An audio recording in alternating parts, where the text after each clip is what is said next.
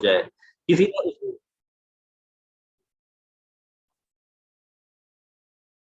اچھا، کسی نے اسے معاشرتی مطابقت کا نام دیا ہے.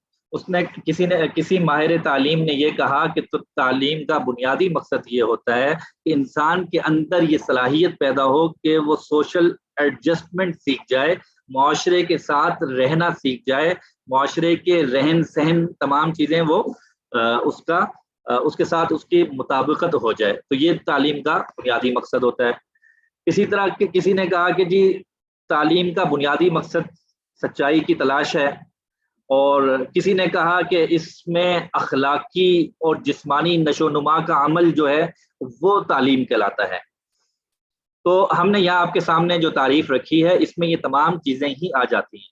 اب ہم تعلیم کی اس تعریف کو سامنے رکھیں تو تعلیم کا بنیادی مقصد درج ذیل آپ کے سامنے اسکرین پہ بھی جو نظر آ رہی ہیں 6 صلاحیتوں کی مسلسل نشو و نما اور ترقی کا عمل تعلیم کہلاتا ہے. یعنی کہ تعلیم کا عمل اگر اس میں سے کسی صرف ایک جہت میں ہو رہا ہوگا تو پھر ہم کہہ سکیں گے کہ تعلیم کا عمل کامل نہیں ہے. اس لیے کہ تعلیم کا مقصد ان آپ کے سامنے اسکرین پر جو 6 صلاحیتیں ہیں انسان کی، وہ تمام کی تمام ان میں مستقل مسلسل نشو و نما ہو رہی ہے، تو پھر ہم کہیں گے کہ تعلیم کا عمل ہو رہا ہے. اس میں سے وہ 6 چیزیں کیا ہیں جی؟ اس میں سے پہلی چیز ہے روحانی صلاحیتیں. اللہ تعالیٰ نے انسان کے اندر مختلف طرح کی صلاحیتیں اور ایبلٹیز پیدا کی ہیں. اس میں سے کچھ کا تعلق یہاں پہ انسان کی روحانی صلاحیتوں سے ہوتا ہے. تو تعلیم کا ایک مقصد یہ ہے کہ انسان کی روحانی صلاحیتیں مسلسل نشو و نما اور ترقی کے عمل سے گزرتی چلی جائیں. اس کے ساتھ ساتھ دوسرا مقصد اس کا انسان کی اخلاقی صلاحیتیں جو ہیں، مورل ایبلٹیز جو ہیں، وہ مسلسل نشو و نما اور ترقی کے عمل سے گزرتے چلے جائیں. نمبر 3 ذہنی اور فکری صلاحیتیں. اللہ تعالیٰ نے انسان کے اندر جو ذہنی اور فکری صلاحیتیں رکھی ہیں ان کی بھی مستقل اور مسلسل نشو و نما ہو اور انسان اس میں بھی ترقی کے مرحلے سے گزرتا چلا جائے. نمبر 4 جذباتی صلاحیتیں. اللہ تعالیٰ نے انسان میں جذبات ودیت فرمائے ہیں، تو ان میں بھی مسلسل نشو و نما اور ترقی کا عمل ہونا چاہیے. نمبر 5 معاشرتی صلاحیتیں، کہ معاشرے کے مختلف اقدار کے ساتھ، اطوار کے ساتھ انسان کیسے ایڈجسٹ کرتا ہے، کیسے لوگوں کے ساتھ رہن سہن میں اور طور طریقے میں ان کے ساتھ مل جل کر رہتا ہے. تو یہ بھی تعلیم کا ایک مقصد ہے کہ انسان معاشرتی اعتبار سے بھی اس میں نشو و نما اور ترقی کا عمل جاری اور ساری رہے، اور اس کے ساتھ ساتھ جسمانی صلاحیتیں، فزیکل ایبلٹیز جو ہیں وہ بھی انسان کی مسلسل نشو و نما اور ترقی کے عمل سے گزرتی رہیں. تو یہ ایک تعلیم کا جامع معنی مفہوم ہے کہ یہ ایک ایسی تعریف ہے جو کسی بھی معاشرے، کسی بھی مذہب کو سامنے رکھ کر کی جا سکتی ہے. ہاں، اب یہاں پہ یہ ہوگا کہ ہر معاشرہ روحانی صلاحیتیں اپنے اعتبار سے متعین کرے گا، اسی طرح اخلاقی صلاحیتیں اپنے اعتبار سے متعین کرے گا، جذباتی صلاحیتیں اپنے اعتبار سے متعین کرے گا. لیکن یہ ایک ایسی تعریف ہے جس میں تعلیم کے تمام تر مفاہیم اور تمام تر جہات شامل ہو جاتی ہیں. تو یہ ایک مکمل اور جامع مفہوم ہمارے سامنے آ گیا. اب آپ اگرچہ انشاءاللہ ہم بعد میں اس پر مفصلاً بات کریں گے، لیکن ایک نظر موجودہ نظام تعلیم کو دیکھیے اور یہ اپنے ذہن، اس سوال کو اپنے ذہن میں زندہ رکھیے گا. انشاءاللہ ہم اس کا جواب بھی عرض کریں گے آئندہ نشستوں میں. وہ یہ کہ کیا اس تعریف کے اعتبار سے ہمارا نظام تعلیم ان تمام جہات پر ایک مستقل کام کر رہا ہے یا نہیں، یا کہیں کس جگہ پہ کمی ہے، کہاں پہ مزید بہتری کی ضرورت ہے. تعلیم کی تعریف اور اس کا مفہوم ہمارے سامنے آ گیا کہ جو نظام تعلیم ہوتا ہے وہ ایک ایسا جامع نظم ہوتا ہے جس میں انسان کی ان 6 صلاحیتوں کو مستقل نشو و نما اور ترقی کے لیے بھرپور مواقع مل رہے ہوتے ہیں. تو آج کی اس تعریف کو سامنے رکھتے ہوئے، اچھا جی میسج آیا ہوا ہے کہ یوٹیوب لنک سینڈ کر دیں. جی میں اگر سینڈ نہیں ہوا تو میں دیکھ لیتا ہوں اس کو.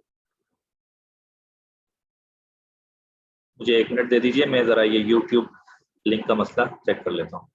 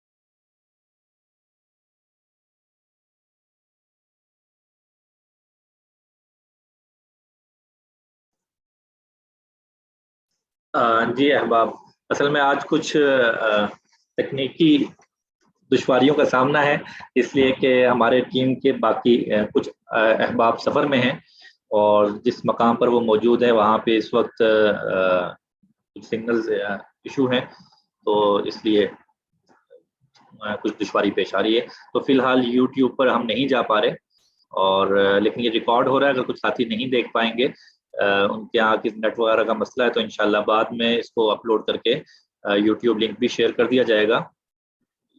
فی الوقت آپ تمام احباب زوم پر ہی کلاس میں شامل رہیں، اور کوشش بھی کیجئے یوٹیوب کا جو ہم نے آپشن دے رکھا ہے وہ بیک اپ کے طور پہ دے رکھا ہے کہ بسا اوقات بعض جگہوں پہ انٹرنیٹ اسٹیبل نہیں ہوتا، تو اس وقت پھر ہم یہ ریکمینڈ کرتے ہیں کہ آپ زوم کے بجائے یوٹیوب پر تشریف لے جائیں. ورنہ تمام احباب کوشش یہی کریں کہ یہاں زوم پر ہی کلاس میں شامل رہیں. یہاں بہرحال یوٹیوب کے مقابلے میں ایک زیادہ درسگاہ والا ماحول رہتا ہے، اور سوال جواب کرنا آسان رہتا ہے. جی تو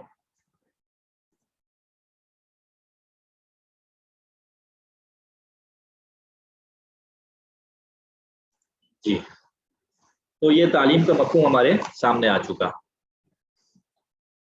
تو میں عرض یہ کر رہا تھا کہ یہ تعلیم کا مفہوم تو ہمارے سامنے آ چکا ہے. تو دیکھنے کی بات یہ ہے کہ کیا ہمارا نظام تعلیم ان 6 کی 6 صلاحیتوں کو زبردست انداز سے نشو و نما اور ترقی کے مراحل اور مواقع فراہم کر رہا ہے یا نہیں کر رہا. تو یہاں تک ہم نے تعلیم کی جو ٹیکنیکل تعریف تھی وہ بھی پڑھ لی، اور اس کا ایک جامع معنی مفہوم بھی پڑھ لیا. کچھ چیزیں ہم کوشش کریں گے کہ گروپ میں آپ کے ساتھ شیئر کر دیں تاکہ آپ اس کو پڑھ لیں. وہ ہر چیز یہاں پہ اگر ہم پڑھانے لگ جائیں گے تو پھر بہت سی اہم چیزیں رہ جائیں گی. تو جیسے میں نے آپ سے عرض کیا کہ مختلف مفکرین کی آراء مختلف ہیں، تعلیم کے اعتبار سے، اس کی تاریخ کے اعتبار سے. تو ہم انشاءاللہ آئندہ ہفتے میں کچھ چیزیں آپ کے ساتھ شیئر کر دیں گے. مطالعے کی چیزیں ہیں، آپ تمام احباب اس کو مطالعہ بھی کر سکتے ہیں. مثال کے طور پہ حضرت شاہ ولی اللہ رحمۃ اللہ علیہ، ان کا تعلیم کے اعتبار سے کیا نظریہ تھا، انہوں نے تعلیم کی کیا تعریف کی، یا علامہ اقبال رحمۃ اللہ علیہ انہوں نے تعلیم کی کیا تعریف کی. مثال کے طور پہ حضرت شاہ ولی اللہ رحمۃ اللہ علیہ تعلیم کی تعریف کو کچھ اس انداز سے کرتے ہیں کہ وہ تعلیم کو خیر و شر میں تمیز کر کے خیر کو اپنانے اور شر کو دبانے کا عمل قرار دیتے ہیں. حضرت شاہ ولی اللہ رحمۃ اللہ علیہ انہوں نے جو تعلیم کی تعریف کی ہے، تو ان کے نزدیک تعلیم ایک ایسا عمل ہے جس کے نتیجے میں انسان خیر اور شر میں تمیز کر پاتا ہے. پہلی چیز یعنی کہ وہ اس کے اندر یہ صلاحیت پیدا ہوتی ہے کہ وہ یہ فیصلہ کر سکے کہ کون سی چیز خیر ہے اور کون سی چیز شر ہے. اور نمبر 2، دوسرا جز اس کا یہ ہے کہ خیر اور شر میں تمیز کرنے کے بعد تعلیم کا عمل انسان کو یہ صلاحیت دیتا ہے کہ وہ خیر کو اپنائے اور شر کو چھوڑے. اس کے انسان کے اندر یہ صلاحیت، یہ لیاقت اور یہ قوت پیدا کرتا ہے. تو یہ حضرت شاہ ولی اللہ رحمۃ اللہ علیہ کے نزدیک تعلیم کی تعریف ہے. اور اسی طرح سے جی عبد الرحمان صاحب کہہ رہے ہیں کہ آواز بہت کم ہے، اوکاڑا سے کہہ رہے ہیں. جی بھائی دیگر احباب بتا دیجئے کہ آواز کا مسئلہ ان کی طرف بھی ہے. نہیں جی کلیئر ہے. جی عبد الرحمان صاحب آپ کوئی ہینڈ فری وغیرہ لگائیں تو آواز الحمدللہ کلیئر ہے. اسی طرح علامہ اقبال رحمۃ اللہ علیہ نے تعلیم پر جو گفتگو فرمائی ہے تو ان کے نزدیک تعلیم تعمیر خودی ہے. خودی کا تصور جو اقبال کے ہاں جا بجا ملتا ہے تو وہ کہتے ہیں کہ تعمیر خودی اور تکمیل خودی یہ تعلیم کا مقصد ہے. اور جس کے نتیجے میں یعنی کہ تعمیر خودی اور تکمیل خودی کے نتیجے میں انسانی شخصیت کی تشکیل، جس کو سیلف ایکچولائزیشن بھی کہتے ہیں، تشکیل پاتی ہے. تو اس طرح سے مختلف جدید مفکرین نے بھی تعلیم کے اعتبار سے، تعلیم کے مفہوم کے اعتبار سے، اس کی تعریف کے اعتبار سے مختلف تعریفیں کی ہیں. تو انشاءاللہ آئندہ ہفتے ہم وہ گروپ میں شیئر کر دیں گے. آپ کے ہوم ٹاسک میں سے ایک یہ بھی ہوگا کہ آپ نے ان کا مطالعہ کرنا ہے. ایک خلاصہ، نچوڑ اور لب لباب ہم نے آپ کے سامنے یہاں پہ پیش کر دیا. تو آج کے موضوعات میں سے پہلا موضوع ہمارا وہ مکمل ہو چکا کہ لفظ تعلیم سے مراد کیا ہے. اس کا خلاصہ آپ کے سامنے سلائیڈ پر موجود بھی ہے. انشاءاللہ یہ سلائیڈز ہم آپ کے ساتھ شیئر بھی کر دیں گے. آگے بڑھتے ہیں جی. پہلا تو مفہوم ہمارے سامنے آ گیا تعلیم کا. تعلیم کی ہم نے اصطلاحی تعریف بھی پڑھ لی اور اس کا مفہوم بھی پڑھ لیا. اب ہم تعلیم کے عمل میں کچھ دیگر عناصر اور کچھ دیگر چیزیں کار فرما ہوتی ہیں، ہم ان پر بات کریں گے. ظاہر ہے کہ تعلیم پورا ایک عمل ہے، تو عمل تعلیم میں کیا کیا چیزیں کار فرما ہوتی ہیں اس پر ہم انشاءاللہ بات کریں گے. جی تعلیم کی تعریف کرنے کے بعد تعلیم کے عناصر یا ایلیمنٹس آف ایجوکیشن. عناصر یا عنصر مطلب یہ کہ عنصر سے مراد یا ایلیمنٹ سے مراد وہ چیز ہوتی ہے کہ جس کے بغیر اس شے کا وجود ممکن نہیں ہوتا. اس شے کا وجود ممکن نہیں ہوتا. تو عمل تعلیم کے درج ذیل 6 بنیادی عناصر ہیں جو آپ کے سامنے اسکرین پر نظر آ رہے ہیں کہ یہ 6 عناصر مل کے تعلیم کا ایک مکمل عمل وجود میں آتا ہے. اور تعلیم کا عمل ان 6 میں سے ہر ایک سے بڑی گہرائی کے ساتھ وابستہ رہتا ہے. بڑی گہری وابستگی ہے ہر ایک ایلیمنٹ کے ساتھ، ہر ایک عنصر کے ساتھ. اس میں سے یہ 6 چیزیں کون کون سی ہیں؟ نمبر 1 متعلم یعنی اسٹوڈنٹ. نمبر 2 معلم یعنی ٹیچر. نمبر 3 نصاب یعنی کہ کریکولم. نمبر 4 تعلم یعنی کہ لرننگ. اور نمبر 5 تدریس یعنی کہ ٹیچنگ. اور نمبر 6 معاشرہ یا سوسائٹی. ان میں سے ہر ایک پر انشاءاللہ ہم بات کریں گے. ذہن میں یہ رکھیے، پیٹرن بھی یاد رکھیے. ہم نے آغاز کیا تھا تعلیم کی تعریف سے. تعلیم کا مفہوم اور تعریف ہم نے پڑھ لی. اب ہم تعلیم کے عناصر پر بات کر رہے ہیں اور 6 عناصر ہمارے سامنے آ گئے. یہ آپ کو فنگر ٹپس پر یاد ہونے چاہیے کہ میں ساتھ ساتھ نا آپ کو ہوم ٹاسک دے رہا ہوں، یہ آپ لکھ بھی لیجیے اپنے پاس. پہلا ہوم ٹاسک تو میں نے آپ کو دے دیا تھا کہ آپ کے ساتھ انشاءاللہ ریڈنگز شیئر کی جائیں گی، کچھ چیزیں پڑھنے کے لیے شیئر کی جائیں گی، وہ آپ نے پڑھنی ہے. یہاں نمبر 2 کہ یہ عناصر تعلیم یعنی کہ ایلیمنٹس آف ایجوکیشن، یہ آپ کو فنگر ٹپس پر یاد ہونے چاہیے کہ یہ 6 کون کون سے ہیں. پھر اس میں سے ہر ایک پر انشاءاللہ ہم آگے چل کر بات کرنے لگے ہیں. تو یہ 6 متعلم، معلم، نصاب، تعلم، تدریس اور معاشرہ، یہ 6 کے 6 بنیادی ایلیمنٹ اور عناصر ہیں تعلیم کے. اب اس میں سے ایک ایک پر بات کرتے ہیں. پہلا ہے جی متعلم یعنی کہ اسٹوڈنٹ.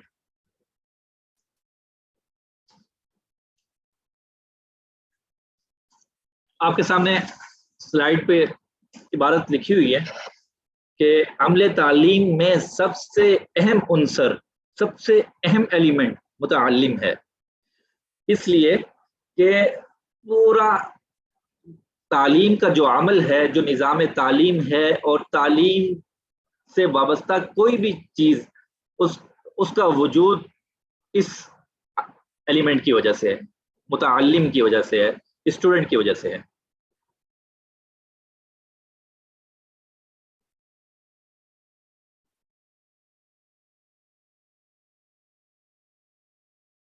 اچھا جی، میری اسکرین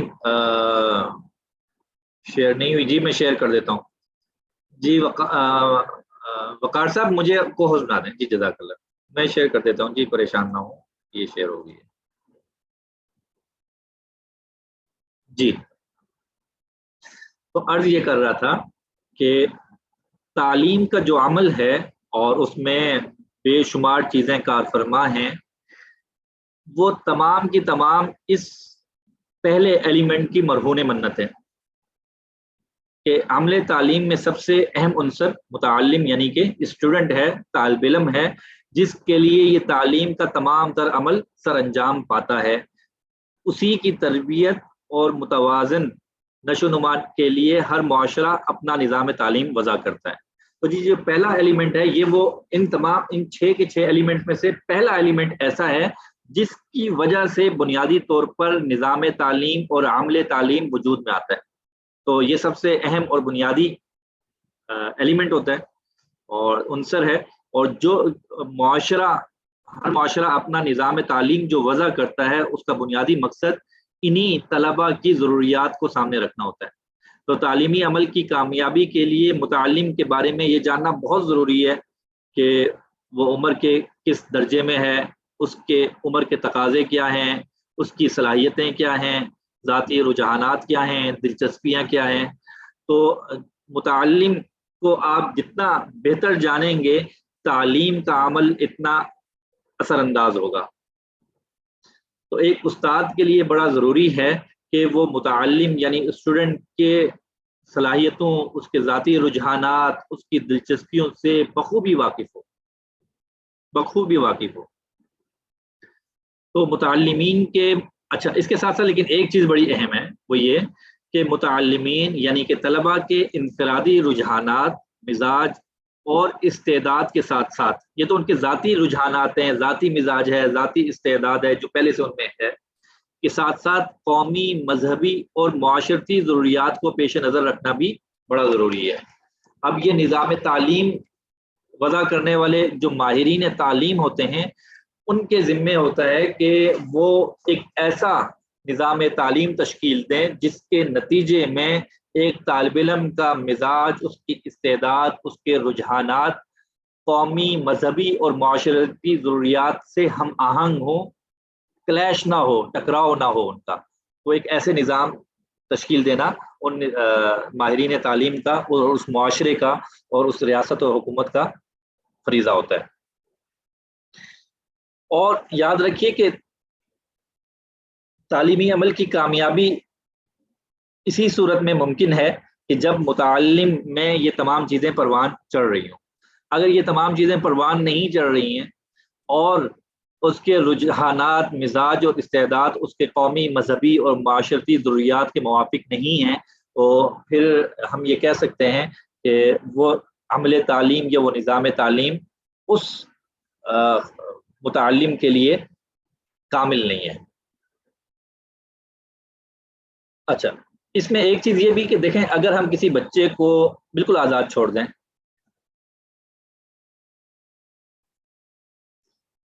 اچھا جی چلیں جی، اب ہم لائیو بھی چلے گئے ہیں الحمدللہ۔ وہ یوٹیوب پر جو مسئلہ آ رہا تھا وہ حل ہو چکا ہے، اور میں یہاں پہ لنک شیئر کر دیتا ہوں۔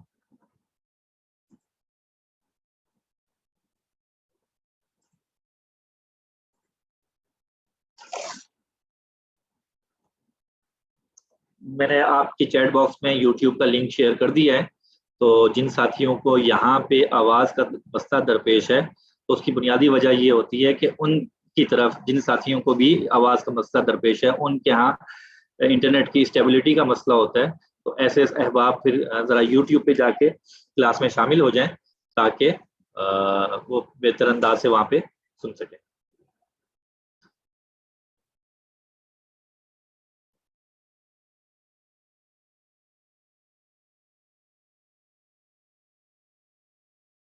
جی جی وقار صاحب یہ یوٹیوب لنک واٹس ایپ پہ بھی میرے ساتھ شیئر کر دیں تاکہ میں گروپ میں آگے شیئر کر دوں. جی جزاک اللہ.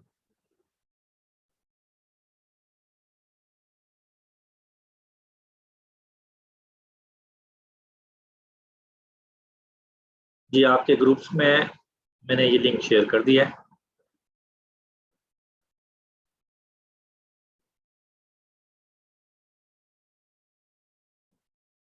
جی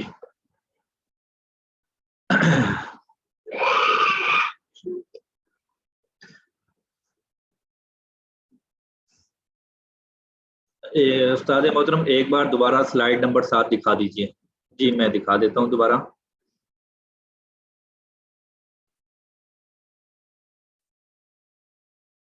جی سلائیڈ نمبر 7 آپ کے سامنے ہے. یہ سلائیڈز پہ نمبر اسی لیے لکھے جاتے ہیں کہ اگر کوئی سوال اس متعلقہ سلائیڈ سے متعلق ہو تو آپ سلائیڈ نمبر کے حوالے سے سوال کر سکیں. تو ہر سلائیڈ کے نیچے دیکھیں آپ دیکھ رہے ہوں گے کہ ایک نمبر لکھا ہوا ہے. یہ سلائیڈ نمبر 7 میں نے آپ سے شیئر کر دی ہے. اب ہم چلتے ہیں جہاں پہ ہم بات کر رہے ہیں. تو میں عرض یہ کر رہا تھا کہ دیکھیے اگر کسی متعلم کو یعنی کسی بچے کو اگر آزاد چھوڑ دیا جائے اور اس کو ایک خاص نظام تعلیم سے نہ گزارا جائے تو وہ پھر بھی بہت کچھ سیکھ لے گا. وہ زندگی کے نشیب و فراز میں سے گزرتے ہوئے بہت کچھ سیکھ جائے گا. وہ تجربات سے ماحول سے کچھ نہ کچھ خاصا سیکھ جائے گا. مگر ضروری نہیں کہ ان کا معیار معاشرے کے مطلوبہ معیار کے مطابق ہو. یہ بڑی اہم بات ہے کہ جو کسی بھی معاشرے کا نظام تعلیم کیوں وضع کیا جاتا ہے اور پھر کیوں کوشش کی جاتی ہے کہ ہر بچہ اس نظام تعلیم سے گزرے. اس لیے کہ اس نظام تعلیم میں معاشرے کے مطلوبہ جو مقاصد ہیں وہ شامل کیے جاتے ہیں اور جب بچہ اس نظام تعلیم سے گزرتا ہے تو وہ مطلوبہ مقاصد اس میں مطلوبہ مقاصد کا حصول آسان ہو جاتا ہے. اگر بچہ کوئی اس نظام تعلیم سے گزرتا ہی نہیں ہے تو بہت کچھ سیکھ لے گا لیکن یہ ضروری نہیں ہے کہ پھر وہ معاشرے کے جو مطلوبہ معیار ہے اس پر پورا اتر بھی رہا ہے کہ نہیں. لیکن یہ بھی ضروری نہیں ہے کہ وہ پورا نہیں اتر رہا. بسا اوقات یہ بھی ہو سکتا ہے کہ اس سے اعلیٰ درجے کی وہ چیز سیکھ لے. لیکن بہرحال یہ امکان موجود ہے.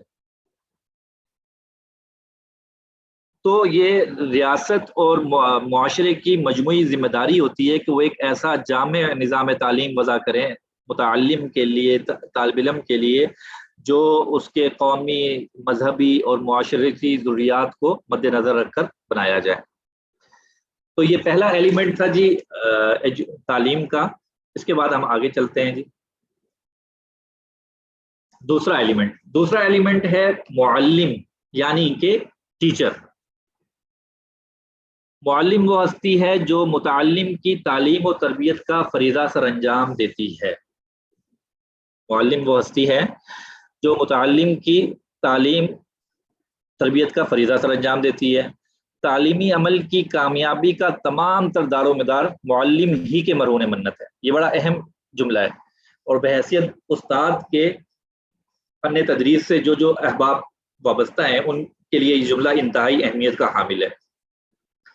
کہا یہ جا رہا ہے کہ تعلیمی عمل کی کامیابی کا تمام تر دار و مدار معلم ہی کے مرہون منت ہے. پہلا ایلیمنٹ اسٹوڈنٹ تھا, متعلم تھا. وہاں پہ یہ بات کی گئی تھی کہ جو نظام تعلیم ہے, جو عمل تعلیم ہے, وہ تمام تر طالب علم کے گرد گھوم رہا ہے اور اسی کی ضروریات اور اسی تمام چیزوں کو سامنے رکھا جاتا ہے. اور اگر وہ پہلا ایلیمنٹ نہ ہوتا تو پھر یہ پورا اس میں سے اگلی کوئی چیز تشکیل نہیں پانی تھی. اب یہاں پہ یہ کہا جا رہا ہے کہ یہ جو پورا نظام تعلیم ہے اور جو تعلیمی عمل ہے اس کی کامیابی کا دار و مدار کس پر ہے؟ وہ طالب علم پر نہیں ہے, وہ استاد پر ہے. وہ طالب علم پر نہیں ہے بلکہ استاد پر ہے. اور استاد کو کن اوصاف کا حامل ہونا چاہیے, کن صلاحیتوں سے اسے لیس ہونا چاہیے, اس پر انشاءاللہ مستقل ہم 8 سے 10 سیشنز کریں گے اور رسول اللہ صلی اللہ علیہ وسلم کا طریقہ تدریس پر انشاءاللہ مفصلاً گفتگو بھی ہوگی، اور اس میں حضرت شیخ دعوت برکاتہ کی جو تصنیف ہے معلم اعظم، اس کو ہم بنیاد بنائیں گے. وہاں پہ انشاءاللہ ہم مفصلاً اس کا تذکرہ کریں گے کہ ایک مثالی استاد کیسا ہوتا ہے یا اسے کیسا ہونا چاہیے. تو معلم متعلم کے لیے ایک مثالی شخصیت کی حیثیت رکھتا ہے. معلم متعلم کے لیے ایک مثالی شخصیت کی حیثیت رکھتا ہے، وہ اس کا مربی، مشیر اور رہنما ہوتا ہے. اگر استاد، بڑا اہم جملہ آ رہا ہے یہ، اگر استاد علم، کردار اور اخلاق کے لحاظ سے بلند ہے تو وہ طالب علم کو بھی زندگی میں رفعتوں اور کامرانیوں سے ہمکنار کرے گا. اگر استاد علم، کردار اور اخلاق کے لحاظ سے بلند ہے تو پھر انشاءاللہ طالب علم بھی زندگی میں کامیابیوں کی رفعتوں کو چھوئے گا. اور اگر اس کے برعکس ہے، اللہ نہ کرے، تو پھر اس کا نتیجہ بھی ایسا ہی نکلے گا. تو بحیثیت استاد کے یہ چیزیں بڑی اہم ہیں، اور اس پر انشاءاللہ ہم آگے چل کے بات کریں گے. یہاں تک ہم نے تعلیم کے 2 بنیادی عناصر پہ بات کر لی ہیں. ویسے سب سے اہم ترین عناصر ان 6 میں سے یہی 2 ہیں کہ جہاں پہ استاد اور شاگرد 2 جمع ہو جاتے ہیں، وہاں پہ تعلیم کا عمل بیچ میں آ جاتا ہے. نمبر 3 جی، نصاب یا کریکلم. نصاب یا کریکلم. اچھا، عمومی طور پہ ہمارے ہاں نصاب کو اور سلیبس کو آپس میں مکس کر دیا جاتا ہے کہ یہ 2 ایک ہی چیزیں. تو نصاب ایک وسیع ٹرم ہے، ایک وسیع اصطلاح ہے جس کا ایک جزء اور ایک حصہ سلیبس بھی ہے، یعنی کہ وہ کتابوں کی ایک فہرست جو ہوتی ہے، جو کچھ پڑھایا جاتا ہے. تو نصاب سے کیا مراد ہے جی؟ نصاب سے مراد وہ تمام سرگرمیاں، مشاغل، تجربات، مشاہدات اور تحقیقات ہیں جو مقاصد تعلیم کے حصول کے لیے تعلیمی اداروں کے اندر یا باہر ادارے کی نگرانی میں سر انجام پائے. تعریف آپ کے سامنے آ گئی کہ نصاب سے مراد وہ تمام سرگرمیاں، مشاغل، تجربات، مشاہدات اور تحقیقات ہیں جو مقاصد تعلیم کے حصول کے لیے تعلیمی ادارے کے اندر یا باہر ادارے کی نگرانی میں سر انجام پائیں. تو یہ ہم نے نصاب کی تعریف پڑھ لی کہ جو کچھ ادارے کے اندر جو سرگرمیاں، جو مشاغل، جو تجربات، مشاہدات ہو رہے ہیں، وہ سب کے سب نصاب کا حصہ ہیں. اس میں وہ کتابیں جو پڑھائی جا رہی ہیں، وہ اساتذہ اور وہ پورا ادارے کا ماحول، وہ صبح کی اسمبلی، وہ ادارے کا نظم و ضبط، یہ تمام کی تمام چیزیں، وہ ادارے کی مختلف سرگرمیاں، مختلف ایکٹیویٹیز کو ہم نصابی سرگرمیاں جنہیں کہتے ہیں، یہ تمام کی تمام چیزیں نصاب کا حصہ ہیں. ہاں، اس میں سے کچھ تو ایسی ہوتی ہیں، نصاب میں سے کچھ چیزیں ایسی ہوتی ہیں جن کا باقاعدہ امتحان بھی لیا جاتا ہے، اور کچھ چیزیں ایسی ہوتی ہیں جن کا امتحان تو نہیں لیا جاتا لیکن وہ انسانی شخصیت کی تشکیل میں بہت زیادہ اہم کردار ادا کر رہی ہوتی ہیں. اگلی سلائیڈ پہ انشاءاللہ ہم اس پر بات کریں گے. جی، تو نصاب کی ہم نے تعریف پڑھ لی. نصاب کے بنیادی اجزاء 2 ہیں، ایک کنٹینٹ یعنی کہ مواد، اور دوسرا ہم نصابی سرگرمیاں. یہ 2 اہم ترین اجزاء ہیں نصاب کے. کنٹینٹ سے کیا مراد ہے جی؟ نصاب کے مواد اس علم پر مبنی ہوتا ہے جو انسانی تجربات، مشاہدات، تحقیقات کے نتیجے میں انسانیت نے مختلف ذرائع علم سے اخذ کیا ہے. آئندہ نشست میں انشاءاللہ ہم بات بھی کریں گے کہ ذرائع علم کیا ہوتے ہیں.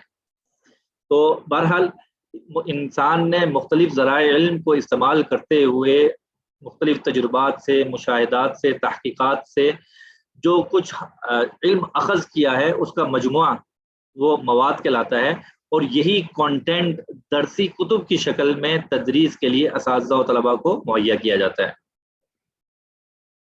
تو یہ عمل تو ہمارے سامنے پہلے سے ہو رہا تھا، آج ہم نے اس کو ٹیکنیکل انداز میں دیکھ لیا جی کہ وہ کتابیں کیا ہوتی ہیں، سلیبس کیا ہوتا ہے.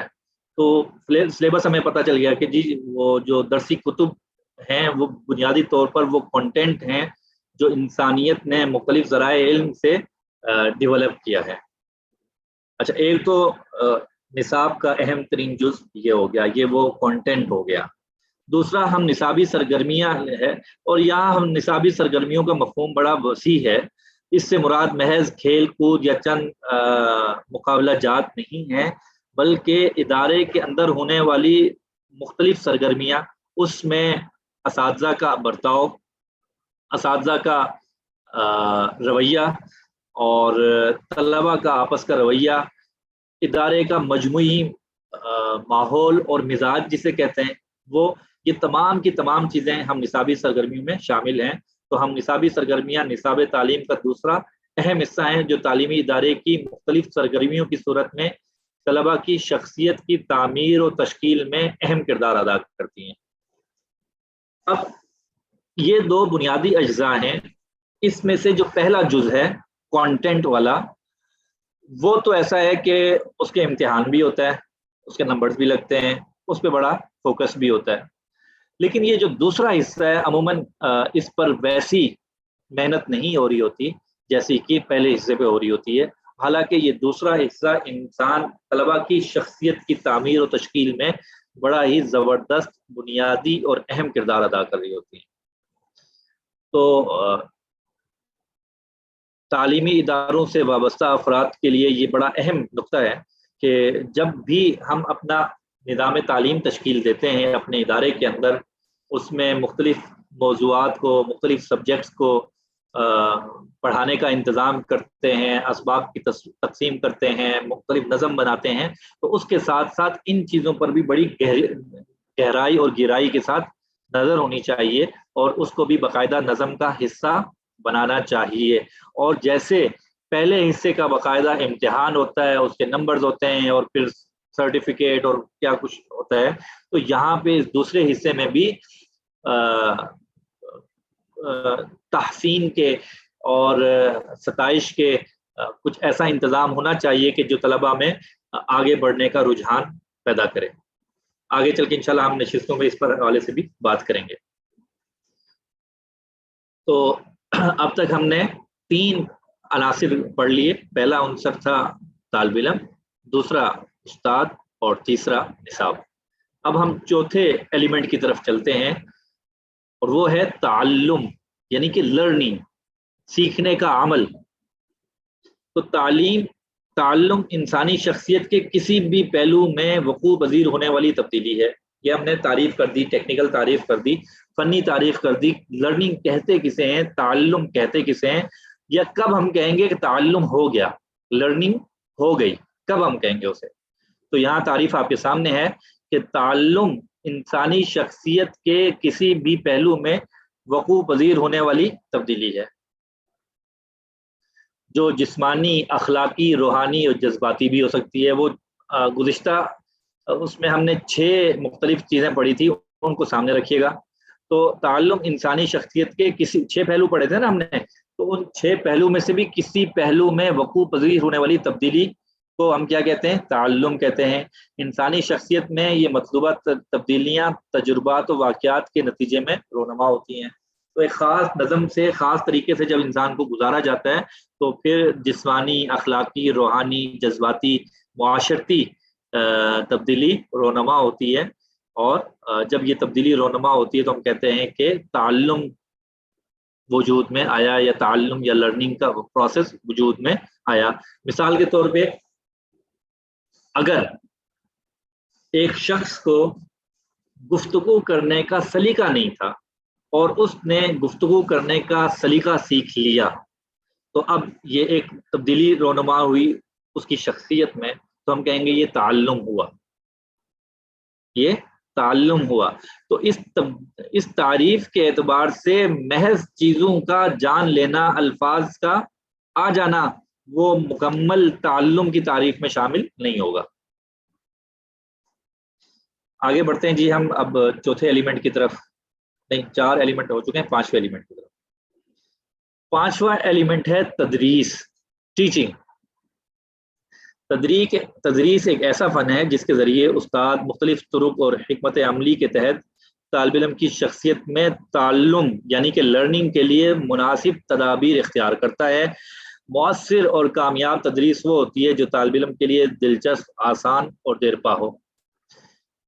اس پر ہم زیادہ بات نہیں کرتے ہیں کہ انشاءاللہ یہ ٹیچنگ کے حوالے سے مکمل موڈیول ہم نے رکھا ہے، تقریباً 8 سے 10 نشستیں اسی پر ہوں گی، تو ہم اس پر ہی اکتفا کرتے ہیں۔ بہرحال 5واں ایلیمنٹ ایجوکیشن کا، تعلیم کا، وہ تدریس ہے۔ اس کے بعد آگے بڑھتے ہیں جی ہم۔ 6واں ایلیمنٹ اور بڑا اہم ہے وہ ہے معاشرہ۔ معاشرہ، تعلم ایک معاشرتی عمل ہے، یہ یاد رکھیے گا۔ ہم نے پیچھے تعلیم کی تعریف میں آپ کے سامنے ایک قول یہ بھی رکھا تھا کہ بعض ماہرین تعلیم نے تعلیم کی تعریف ہی یہ کی ہے کہ انسان کو یہ چیز آ جائے کہ اس نے کیسے معاشرے میں رہنا ہے، اس میں یہ صلاحیت پروان چڑھانے کا عمل جو ہے وہ تعلیم کراتا ہے ان کے نزدیک۔ تو بہرحال تعلیم ایک معاشرتی عمل ہے جس کا انتظام معاشرے کے ہاتھ میں ہوتا ہے۔ کسی بھی ملک کا نظام تعلیم براہ راست اس ملک کے معاشرے کے مسائل اور ضروریات سے متاثر ہوتا ہے۔ یہاں پہ تھوڑی دیر رکتے ہیں، یہ ایک اہم نقطہ ہے کہ ہم جب بھی اپنے ملک کے نظام تعلیم کی بہتری کے حوالے سے بات کرتے ہیں تو بسا اوقات کچھ لوگ، کچھ ماہرین تعلیم جو اپنے آپ کو فن تعلیم کے ماہرین میں شمار کرتے ہیں، وہ ایک ایسا علاج تجویز کرتے ہیں جو باہر سے درآمد شدہ ہوتا ہے، یعنی کہ کسی اور ملک کا نظام تعلیم کو بنیاد بنا کر یہاں پر اس نظام تعلیم کو اپنانے کی ترغیب دیتے ہیں اور اس کی کوشش کرتے ہیں۔ تو یاد رکھیے گا کہ کسی بھی ملک کا نظام تعلیم براہ راست اس ملک کے معاشرے کے مسائل اور ضروریات سے متاثر ہوتا ہے۔ متاثر ہوتا ہے کیا مطلب ہے کہ ان آپس میں بڑی گہری وابستگی ہوتی ہے ان کی، اور اگر یہ وابستگی نہیں ہوگی تو پھر وہ تعلیم کا عمل پراپر نہیں ہو سکے گا، باقاعدہ نہیں ہو سکے گا۔ تو جب بھی نظام تعلیم کی طرف ہم جائیں گے تو ہمیں لوکل اور مقامی جو طریقہ کار ہے اسی کی طرف جانا پڑے گا۔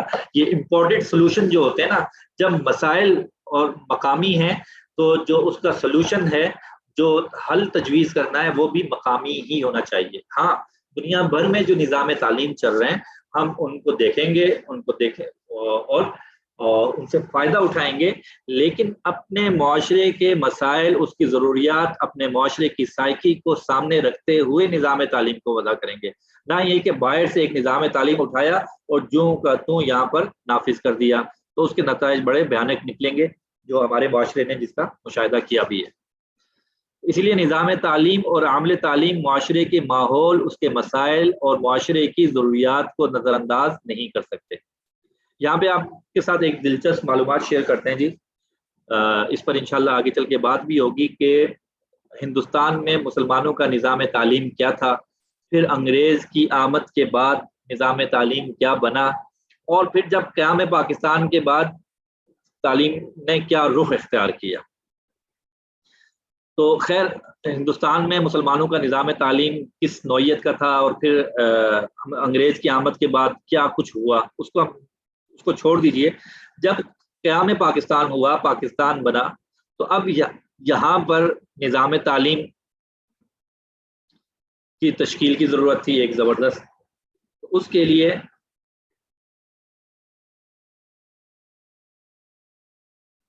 مجھے 1 منٹ دے دیجیے۔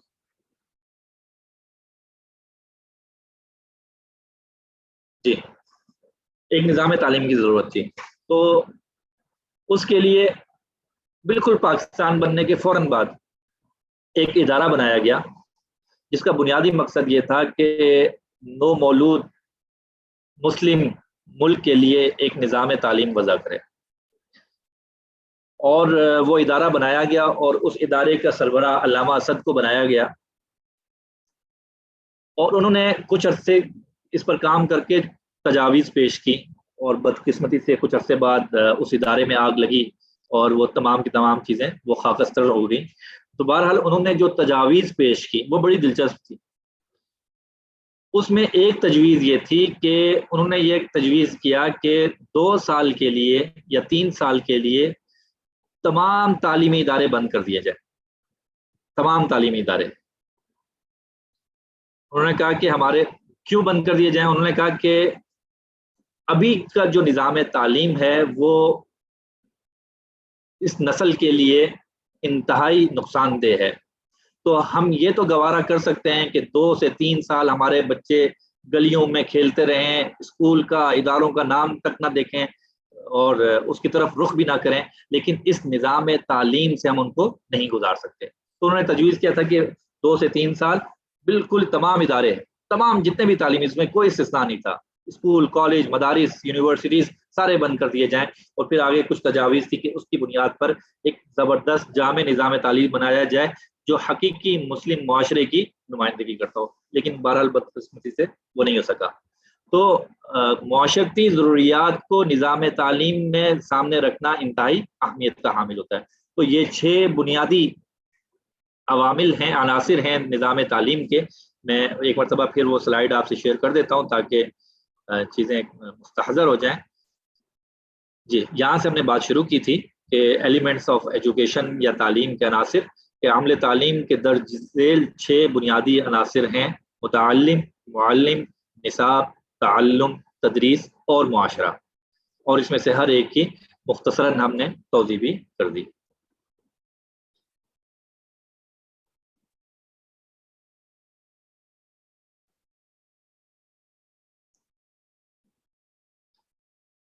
اللہ اکبر۔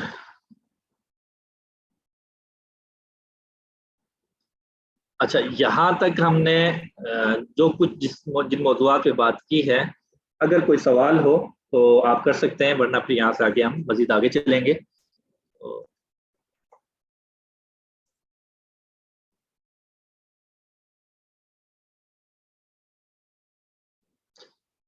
جی، اگر یہاں تک کوئی سوال ہو تو آپ سوال کر سکتے ہیں۔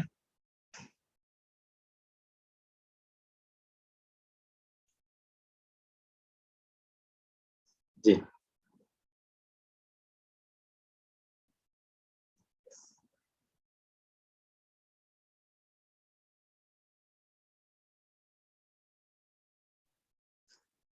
جی، سوال یہ آیا کہ جی میرا سوال یہ ہے کہ مرہون منت کو واضح کرتے ہیں۔ جی، مرہون منت سے مراد یہ ہوتی ہے کہ اس چیز کا وجود اس کی وجہ سے ہے۔ تو ہم نے یہ کہا تھا کہ جو مقصد تعلیم ہے، جو عمل تعلیم ہے، وہ متعلم یعنی کہ طالب علم کے وجہ سے ہے۔ تو مرہون منت کا مطلب یہی ہوتا ہے کہ اس کی وجہ سے ہے، کہ اگر وہ نہ ہوتا تو پھر یہ عمل بھی وجود میں نہ آتا۔ ادارے کو بند کرنے کی وجہ کیا تھی، اور یہ والی بات بتا دیں۔ یہ میں نے آپ سے عرض کیا تھا کہ انشاءاللہ جب یہ ہم تعلیم کا تاریخی پس منظر بیان کریں گے تو وہاں پہ یہ بات آ جائے گی کہ محض میں نے یہاں پہ ہلکی سی آپ کو اس کو لنک کرنے کے لیے کہا تھا، تو اس کو اس وقت کے لیے چھوڑ دیجیے۔ اچھا جی، دوسرا سوال یہ ہے کہ متعلم سے متعلق اگر طالب علم کوئی جواب نہ دے بار بار پوچھنے پر بھی تو کیا کیا جائے؟ اچھا دیکھیے، ہم ابھی ٹیکنیکل بات کر رہے ہیں فن کے اعتبار سے، اب طالب علم کو پڑھانا کیسے ہے تو انشاءاللہ وہ آگے چل کے ہم اس پر مفصلاً بات کریں گے، تو اس کو بھی یہاں پہ چھوڑ دیجیے۔ آپ کے بہت سے سوال ایسے آئیں گے کہ ہم ان کا جواب نہیں دیں گے، اس لیے کہ وہ آگے ان پر مستقل کورس انشاءاللہ آ رہا ہے۔ جی، روحانی صلاحیت سے کیا مراد ہے؟ روحانی صلاحیت سے مذہبی تشخص، مذہبی صلاحیت، یا اللہ تعالیٰ نے انسان کے اندر جو ایک رب سے تعلق کی صلاحیت پیدا کی ہے اور ضرورت رکھی ہے، وہ مراد ہے یہاں۔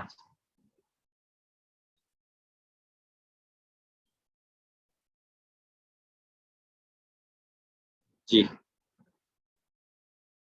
جی، انشاءاللہ سلائیڈ شیئر کر دی جائیں گی، اس حوالے سے پریشان نہ ہوں۔ سلائیڈ نمبر 12، لرننگ میں پازیٹیو نیگیٹو دونوں لرننگ شامل ہیں۔ اچھا جی، ایک چیز دوسری، تبدیلی دونوں طرح کی ہوتی ہے، یہاں صرف پازیٹیو لرننگ مراد ہے۔ جی دیکھیے، جب ہم نظام تعلیم کی بات کریں، سلائیڈ نمبر 12 پہ ہم چلتے ہیں دوبارہ تاکہ ان کا سوال واضح ہو جائے، اہم سوال ہے۔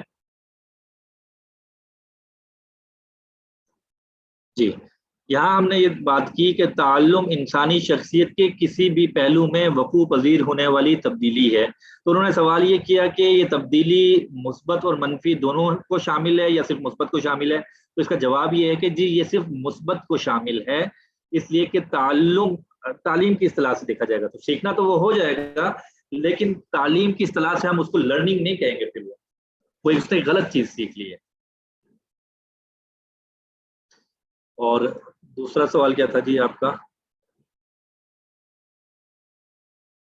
تبدیلی دونوں طرح کی ہوتی ہے. یہاں بھی جی تبدیلی دونوں کی طرح کی ہوتی ہے، لیکن یہاں مراد پازیٹیو ہے لرننگ، نیگیٹو لرننگ یہاں مراد نہیں ہے. جذباتی صلاحیت سے کیا مراد ہے؟ جی دیکھیے، انسان جس طرح عقلی اعتبار سے نشو و نما پاتا ہے، اس کی ڈیولپمنٹ ہوتی ہے اور وہ آگے کی طرف بڑھتا ہے، اسی طرح جذباتی اعتبار سے بھی وہ نشو و نما پاتا ہے اور مختلف اسٹیج میں اس کے جذباتی اعتبار سے مختلف حیثیتوں سے اس کو چیزوں کا سامنا کرنا پڑتا ہے. تو یہاں تعلیم کا ایک مقصد یہ بھی ہے کہ انسان جذباتی اعتبار سے بھی نشو و نما پائے اور ایک مثبت تبدیلی اس کی زندگی میں آئے، جذباتی اعتبار سے وہ مضبوط ہو. جذباتی اعتبار سے، جذباتی صلاحیت سے مراد یہ ہے کہ فرض کیجئے کہ اگر انسان کسی بھی غیر پسندیدہ چیز کو دیکھتا ہے یا کسی ایسے حادثے کا شکار ہوتا ہے جو اس کے مزاج کے خلاف ہے، تو اب اس نے جذباتی اعتبار سے اس میں کیسے سروائیو کرنا ہے. کیا اس نے آپے سے باہر ہو جانا ہے غم میں یا غصے میں، یا اس نے اس کو اچھے سے برداشت کر کے ایک بہتر طریقے سے وہاں پہ سروائیو کرنا ہے. تو تعلیم کا ایک مقصد یہ بھی ہوتا ہے کہ وہ انسان کی جذباتی نشو و نما بھی کرے. ایک چھوٹا بچہ تو جب اس کے مزاج کے خلاف کوئی بات ہوتی ہے تو وہ رو دیتا ہے، وہ ہاتھ پاؤں چلاتا ہے. تو کیا ایک بڑا شخص اس کو بھی یہی کرنا چاہیے؟ نہیں، بلکہ نظام تعلیم اس کو سکھاتا ہے کہ جب جب آپ کے مزاج کے خلاف کوئی بات ہوگی، جب کوئی حادثہ رونما ہوگا، جب کوئی آپ کا پیارا آپ سے گم ہو جائے گا یا چلا جائے گا یا آپ کا نقصان ہوگا، تو وہ آپ نے کیسے وہاں پہ بیہیو کرنا ہے، اس غم کو آپ نے کیسے، اس غم سے کیسے سروائیو کرنا ہے، کیسے نکلنا ہے. تو تعلیم کا ایک مقصد یہ بھی ہوتا ہے کہ انسان کو یہ بھی سکھایا جائے.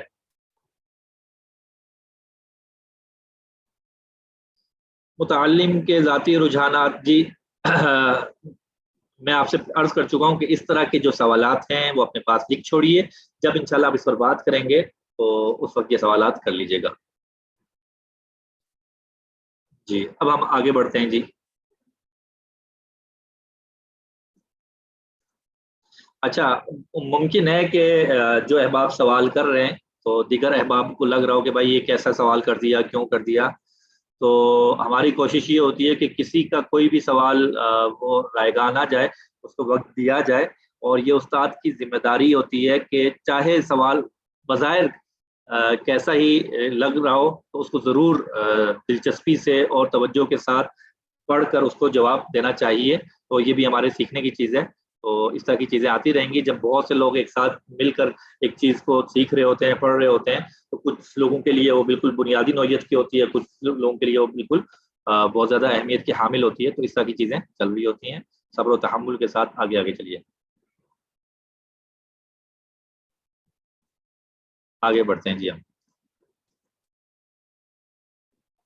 تیسرا موضوع آج کا شروع ہونے لگا ہے. پہلا ہم نے تعلیم کی تعریف پڑھی تھی، دوسرا ہم نے تعلیم کے عناصر پڑھے تھے، تیسرا تعلیم کا دائرہ عمل، یعنی کہ کہاں سے کہاں تک پھیلا ہوا ہے، یہ کن کن چیزوں کو شامل ہے اور کن کن حیثیتوں سے شامل ہے. تو یہ آپ کے سامنے آ گیا جی کہ تعلیم فرد کی شخصیت کی تکمیل کرتی ہے. ہم نے تعریف جو پڑھی ہے اس سے ہم نے تعلیم کی تعریف یہی اخذ کی ہے کہ تعلیم فرد کی شخصیت کی تکمیل کرتی ہے، اسے حقائق سے آگاہ کرتی ہے، اس کے اخلاق و کردار اور رویوں کی اصلاح کرتی ہے. تعلیم کے ذریعے انسانی کردار میں درج ذیل 3 تبدیلیاں واقع ہوتی ہیں. تعلیم کے ذریعے سے انسانی کردار میں درج ذیل 3 تبدیلیاں واقع ہوتی ہیں. یہ دائرہ کار بتایا جا رہا ہے کہ کہاں کہاں تعلیم کس طرح سے اثر انداز ہوتی ہے. تو پہلی چیز آ گئی جی کہ وقوفی تبدیلی. وقوفی تبدیلی سے کیا مراد ہے؟ وقوفی تبدیلی سے اس کا تعلق تصورات اور معلومات سے ہے. تعلیم کے ذریعے طالب علم کو اشیاء کا علم حاصل ہوتا ہے، اسے نئی نئی معلومات حاصل ہوتی ہیں، وہ مختلف اشیاء کو پہچانتا ہے، اس کے متعلق معلومات کو ذہن میں محفوظ کر لیتا ہے، حافظے کی مدد سے انہیں دوبارہ دہراتا ہے اور اس کی تشریح اور وضاحت کرتا ہے، اور اس کے مختلف اجزاء کا آپس میں باہمی تعلق کیا ہے وہ معلوم کر لیتا ہے اور دیکھتا ہے، اور مختلف مقاصد کو پیش نظر رکھتے ہوئے اس کی قدر و قیمت کا اندازہ کر لیتا ہے. خلاصہ یہ کہ یہ ایک تصوراتی اور معلوماتی دائرہ کار ہے. تو وقوفی تبدیلی سے مراد یہ ہے کہ انسان تصورات اور معلومات کے اعتبار سے چیزوں کو حاصل کرتا ہے. دوسرا دائرہ عمل وہ ہے تاثراتی تبدیلی. تاثراتی تبدیلی سے کیا مراد ہے؟ ہم آخر میں جا کے ایک مثال سے ان چیزوں کو سمجھنے کی کوشش کریں گے تو بات انشاءاللہ بہت واضح طور پر ہمارے سامنے آ جائے گی. اچھا جی، تاثراتی تبدیلی اس کا تعلق عادات اور رویوں کی تشکیل سے ہوتا ہے. تاثراتی تبدیلی اس کا تعلق عادات اور رویوں کی تشکیل سے ہوتا ہے. تعلیم کے نتیجے میں فرد کے کردار اور رویے میں مطلوبہ تبدیلی واقع ہوتی ہے. وہ دوسروں کے خیالات کو توجہ سے سنتا ہے، ان کے نقطۂ نظر پر غور و فکر کرتا ہے اور ان سے لطف اندوز بھی ہو سکتا ہے یا اس کو ناپسند بھی آ سکتے ہیں، کچھ بھی ہو سکتا ہے. اس کے اچھے پہلوؤں کی تحسین کرتا ہے اور جو برے پہلو ہیں ان پہ تنقید کر سکتا ہے اصلاح کی غرض سے، اس کی قدر و قیمت کا تعین کرتا ہے وغیرہ وغیرہ. تو یہ ایک ایسی چیز ہے کہ اس کا تعلق انسان کے رویے سے ہے. پہلی چیز کا تعلق براہ راست معلومات سے تھا، دوسرے کا تعلق رویے سے ہے. تیسری آ گئی مہارتی تبدیلی. پہلی تھی وقوفی تبدیلی، دوسری تھی تاثراتی تبدیلی اور تیسری ہے مہارتی تبدیلی.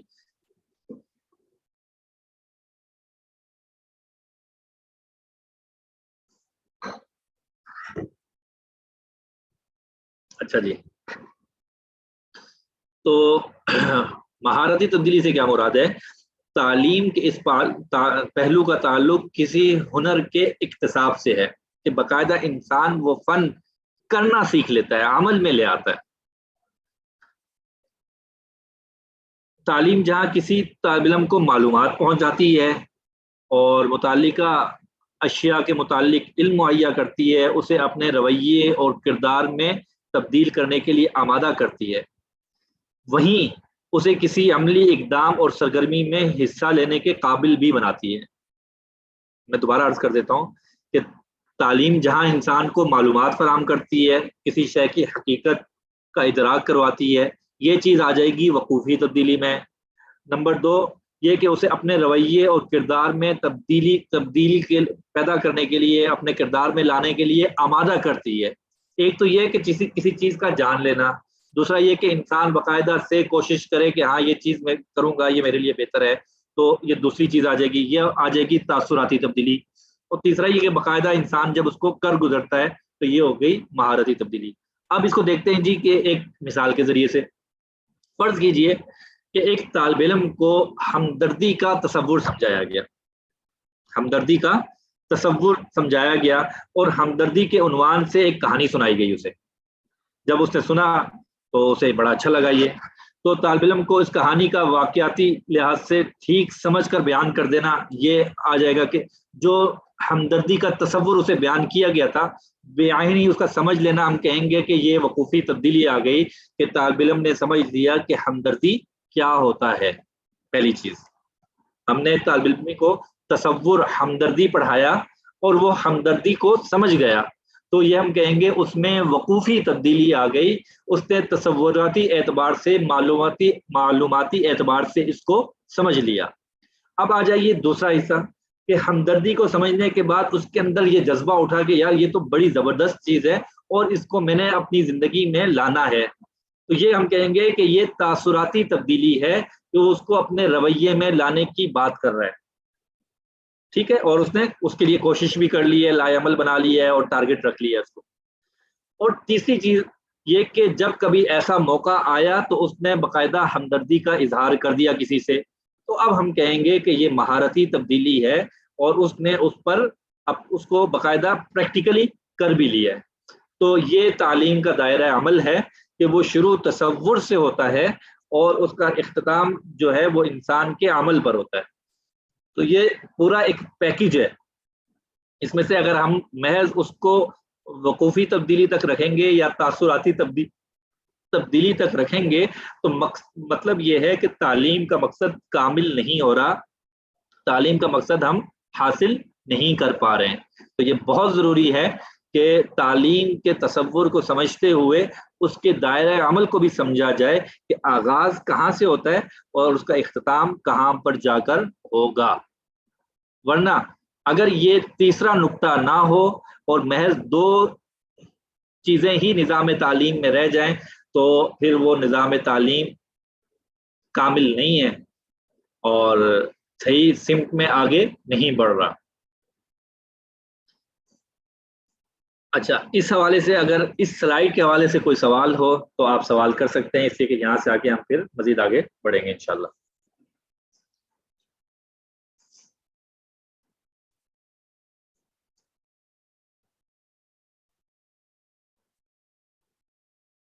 جی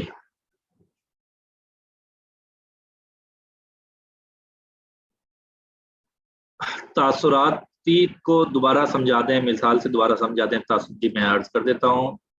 دیکھیے، ایک ہے کہ محض کسی چیز کا علم حاصل ہو جانا، دوسرا مرحلہ یہ ہوتا ہے کہ انسان خود کو آمادہ کرے کہ ہاں یہ چیز میں نے اختیار کرنی ہے اور اس کے لوازمات کی طرف انسان چلا جائے کہ اب میں کیسے اسے اختیار کروں گا، وہ سیکھے جو بھی ہے۔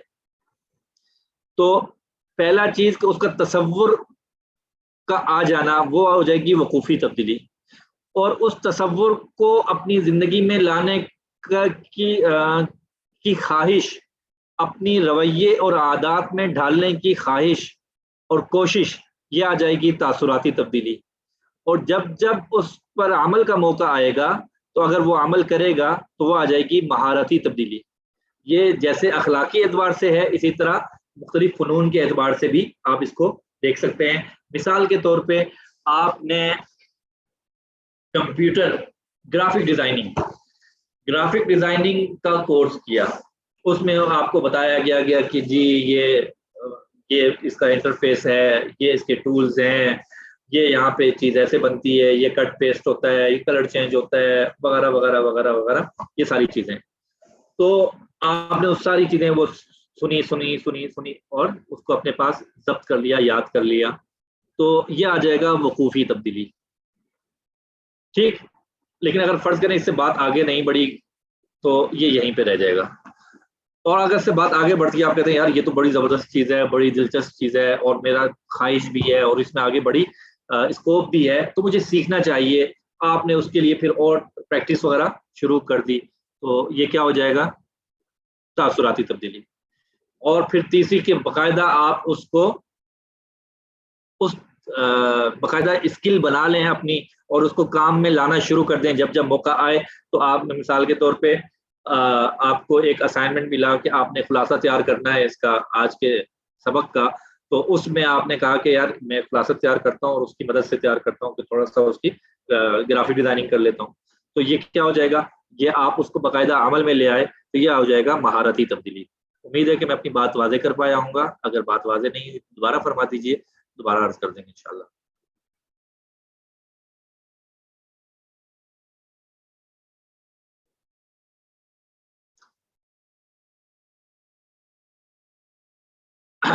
جی فرماتے ہیں کہ پہلے جان لینا، پھر مان لینا اور پھر عمل میں ڈال لینا۔ میں نے ٹھیک سمجھا؟ جی بالکل ٹھیک سمجھا آپ نے۔ بس یہ مان لینا جو ہے یہ محض جذباتی اعتبار سے نہیں مان لینا، بلکہ اس کے لیے کچھ ہاتھ پاؤں بھی چلانا، وہ بھی اس میں شامل ہے۔ اچھا جی، یہ مہارتی تبدیلی، تاثراتی تبدیلی اور وقوفی تبدیلی، دراصل یہ فن کی حیثیت سے گفتگو ہو رہی ہے۔ جی جی جی ایسے ہی ہے بالکل۔ اللہ اکبر، لا الہ الا اللہ۔ تینوں فرق کیسے کریں گے؟ یہ اوپر سوال آیا تھا، میرے خیال سے فرق واضح ہو چکا ہوگا. اب بھی اگر فرق نہیں کر پا رہے آپ تو سوال کر سکتے ہیں دوبارہ. جی میں آپ 1 منٹ یہاں رک رہا ہوں. تو جنہوں نے بھی لکھا ہے اوپر کہ تینوں چیزیں مکس ہو گئی ہیں،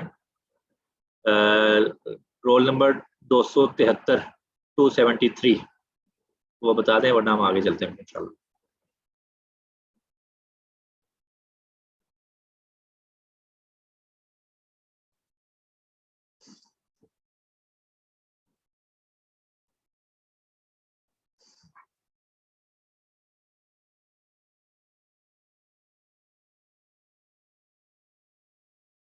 جی ہم آگے بڑھتے ہیں. اچھا جی،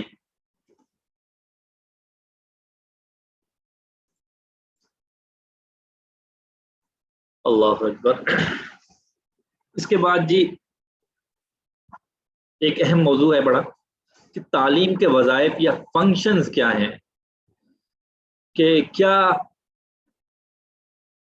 کہاں کہاں تعلیم امپیکٹ کر رہی ہوتی ہے یا امپیکٹ کرنا چاہیے، اسے اثر انداز ہونا چاہیے اسے.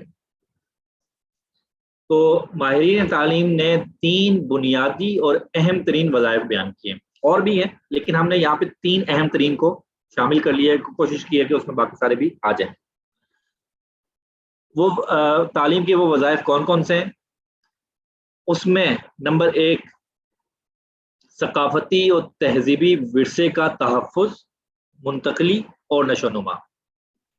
نمبر 2 فرد کی بنیادی ضروریات کی تکمیل، اور نمبر 3 معاشرتی زندگی کی تشکیل نو.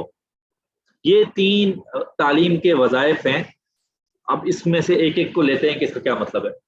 سب سے پہلے کہا گیا کہ ثقافتی اور تہذیبی ورثے کا تحفظ، منتقلی اور نشو و نما یہ تعلیم کے فنکشنز میں سے ایک فنکشن ہے، کہ وہ یہ کام کرتی ہے. نظام تعلیم یہ کام کرتا ہے. کیا کام کرتا ہے؟ کہ وہ اس معاشرے کی ثقافتی اور تہذیبی ورثہ جو بھی ہوتا ہے، جو اقدار، روایات اور ہوتی ہیں، ان سب کو ایک تو محفوظ کرنا اور اگلی نسل تک اس کو منتقل کرنا اور اس کی نشو و نما کرنا.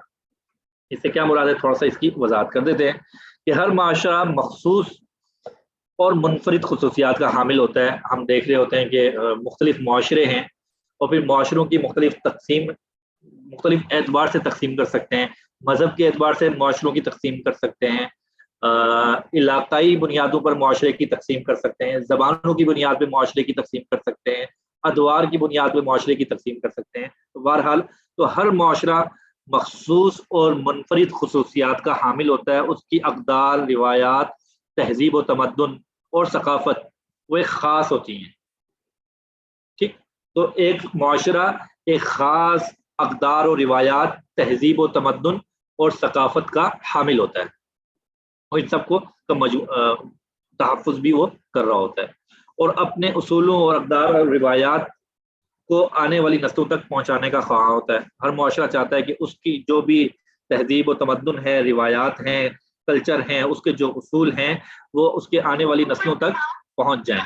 یہ اس کا ہر معاشرے کا ایک بنیادی مقصد بھی، ایک بنیادی خواہش ہوتی ہے. تو تعلیم کے وظائف میں سے، اس کے فنکشنز میں سے ایک فنکشن یہ ہے کہ وہ معاشرے کی ثقافتی تہذیبی ورثے کو تحفظ فراہم کرتا ہے اور اس کو اگلی نسل تک منتقل بھی کرتا ہے. یاد رکھیے کہ جب دیوبند کا نظام تعلیم قائم ہوا اور اس وقت حضرات اکابرین نے جن چیزوں کو ملحوظ رکھا، اس میں سے ایک یہ تھا کہ ہندوستان کے مسلمانوں کا جو معاشرتی کلچر ہے اس کو بھی محفوظ کر کے اگلی نسل تک پہنچایا جائے. جہاں پہ دیگر مقاصد متعین فرمائے تھے انہوں نے، اس میں ایک مقصد یہ بھی تھا کہ ہندوستان کے مسلمانوں کا جو کلچر ہے، جو ثقافت ہے، جو تہذیب ہے، جو روایت ہے، اس کو محفوظ کیا جائے اور اس کو آئندہ نسل تک پہنچایا جائے. تو یہ بڑا ضروری ہوتا ہے. اور یاد رکھیے گا کہ انسان میں اور جانوروں میں ایک بنیادی فرق یہ بھی ہے کہ دیکھیں، انسان کے یہاں بھی اولاد ہوتی ہے، جانوروں کے یہاں بھی اولاد ہو جاتی ہے، ان کی بھی افزائش نسل ہو رہی ہوتی ہے، ان کی بھی افزائش نسل ہو رہی ہوتی ہے، جیسے جیسے انسان بڑھ رہے ہیں اور جانوروں کی تعداد بھی بڑھتی چلی جا رہی ہے. تو افزائش نسل وہاں پہ بھی ہے، یہاں پہ بھی ہے، لیکن ایک بنیادی فرق ہے دونوں میں. وہ کیا کہ جانور افزائش نسل تک محدود رہتے ہیں، وہ مطلب نسل کی افزائش ہی ہو رہی ہے صرف، لیکن انسان کیا کرتا ہے کہ وہ نسل کی افزائش کے ساتھ ساتھ اپنے نظریہ حیات، تہذیب و ثقافت، اپنی اقدار اور روایات بھی اگلی نسل تک منتقل کرنے کا ایک زبردست انتظام کر دیتے ہیں.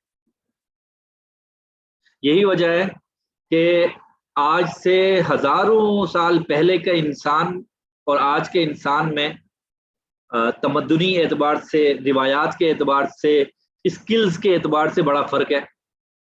اس لیے کہ ہر نسل نے کچھ نیا بھی سیکھا ہوتا ہے، آگے چل کے اس پہ بھی بات کریں گے کہ وہ بھی آ رہی ہے، اور جو کچھ پرانا سیکھا ہوتا ہے وہ تو اس نے محفوظ کیا ہی ہوتا ہے، اور جو کچھ نیا سیکھا ہوتا ہے وہ بھی اس کے ساتھ شامل کر کے وہ اگلی نسل کو منتقل کر دیتا ہے. لیکن انسان کے مقابلے میں کسی بھی جانور کو لے لیں، مثال کے طور پہ شیر کو لے لیں، تو آج کے شیر میں اور سینکڑوں سال پہلے کے شیر میں کوئی فرق نہیں ہے، وہ جیسا ویسا تھا، اس لیے کہ ان کے یہاں اس طرح کا کوئی سلسلہ ہے نہیں. تو یہ چیز انسان کو جانوروں سے ممتاز کرتی ہے باقاعدہ طور پہ. اچھا، اب یہ جو ثقافتی تہذیبی ورثے کا تحفظ اور منتقلی ہے، یہ ہمیشہ سے قدیم زمانے سے ہوتا چلا آ رہا ہے. پہلے یہ ہوتا تھا کہ یہ فریضہ والدین اور خاندان کے بڑے اور قبائل مل کر سر انجام دیا کرتے تھے، اور بچوں کو یہ ساری چیزیں سکھا دیا کرتے تھے. وہ اپنے بچوں کو علوم و فنون بھی سکھاتے تھے. زیادہ تر گھروں میں ہی تعلیم ہوتی تھی. انشاءاللہ اس پر ہم بات کریں گے جب ہم تعلیم کے تاریخی پس منظر پر بات کریں گے، تو وہاں یہ بات آ جائے گی. اس کے بعد یہ فریضہ والدین کے علاوہ پھر اگلا مرحلہ آتا ہے کہ علماء، فضلاء اور مشائخ یہ فریضہ سر انجام دیا کرتے تھے، خانقاہوں کے ذریعے سے، مساجد کے ذریعے سے، مکاتب کے ذریعے سے. تو وہ یہ ثقافت و تہذیبی ورثے کو آئندہ نسل تک منتقل کیا کرتے تھے. پھر وہ چیز تبدیلی آئی اور باقاعدہ تعلیمی ادارے وجود میں آنے لگے، اور پھر اسکول، کالج، یونیورسٹیوں نے یہ چیز اپنے ہاتھ میں لے لی، اور اب اس تہذیب و ثقافت کو اگلی نسل تک پہنچانے کے لیے یہ تعلیمی ادارے کام کر رہے ہیں. اور اب موجودہ دور میں دیکھیں تو میرے خیال سے سب سے زیادہ میڈیا یہ کام کر رہا ہے، اور اس کے کیا اثرات ہیں انشاءاللہ اس پر آنے والی نشستوں میں بات ہوگی. ممکن آپ کہہ رہے ہوں کہ اتنی مرتبہ سن چکے ہیں آج کی نشست میں کہ آنے والی نشستوں پر بات کریں گے. تو جناب من، ہم نے انشاءاللہ 6 مہینے یہاں پہ ساتھ رہنا ہے، اور بڑی اہم نشستیں آنی ہیں، اور ہر موضوع کو اس کے وقت پر انشاءاللہ ڈسکس کیا جائے گا. تو میں اس کے ساتھ ساتھ تھوڑا چیز ایڈ بیچ میں چلا رہا ہوں، تاکہ آپ میں ایک طلب بھی مزید بڑھے اور شوق بھی ہو، اور آپ کے ذہن میں بھی آئے کہ ابھی ہم نے یہ چیزیں بھی پڑھنی ہیں. اور ایک چیز کا دوسرے سے بڑا گہرا لنک بھی ہوتا ہے. تو ہم نے کورس کو اس انداز سے ڈیزائن کیا ہے کہ ہم بہت بنیادی باتوں سے انشاءاللہ پھر اس کو آگے کی طرف لے کر جائیں گے. تو یہاں تک جی بات ہو گئی. تو یہ پہلا جو وظیفہ ہے، جو پہلا فنکشن ہے ایجوکیشن کا، تعلیم کا، وہ ہے ثقافتی اور تہذیبی ورثے کا تحفظ، منتقلی اور نشو و نما. دوسرا جی، فرد کی بنیادی ضروریات کی تکمیل. تعلیم کا ایک مقصد یہ بھی ہے کہ اس دل سے گزرنے کے بعد انسان اس قابل ہو جائے کہ وہ اپنی ضروریات کی تکمیل کر سکے.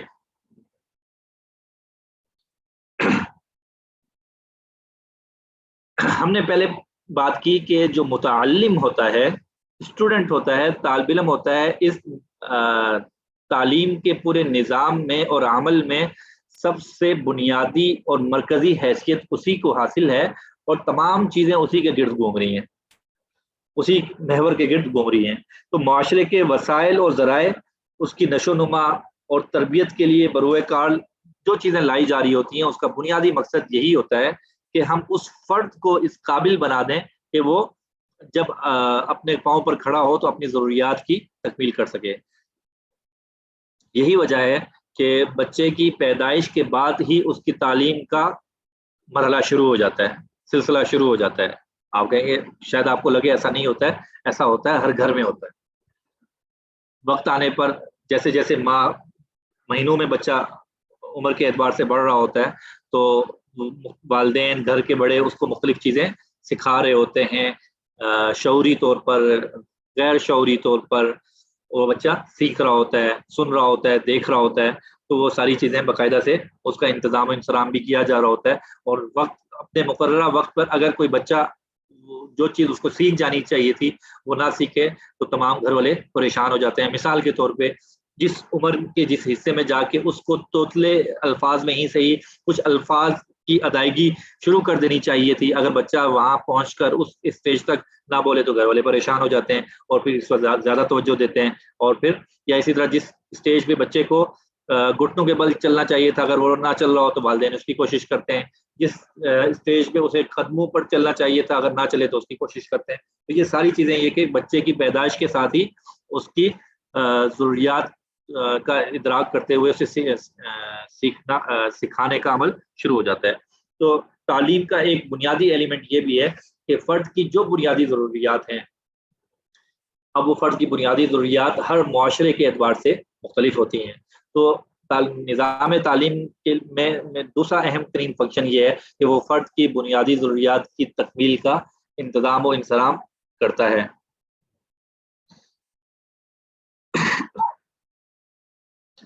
اچھا جی، اس کے بعد آ جائیے تیسرا فنکشن کہ معاشرتی زندگی کی تشکیل نو.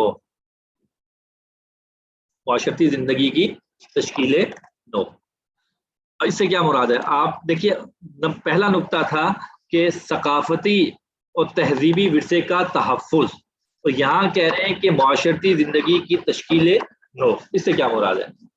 اس سے مراد یہ ہے کہ اگر تعلم کا کام صرف ثقافتی اور تہذیبی ورثے کا تحفظ و بقا ہوتا تو معاشرہ جمود کا شکار ہو جاتا.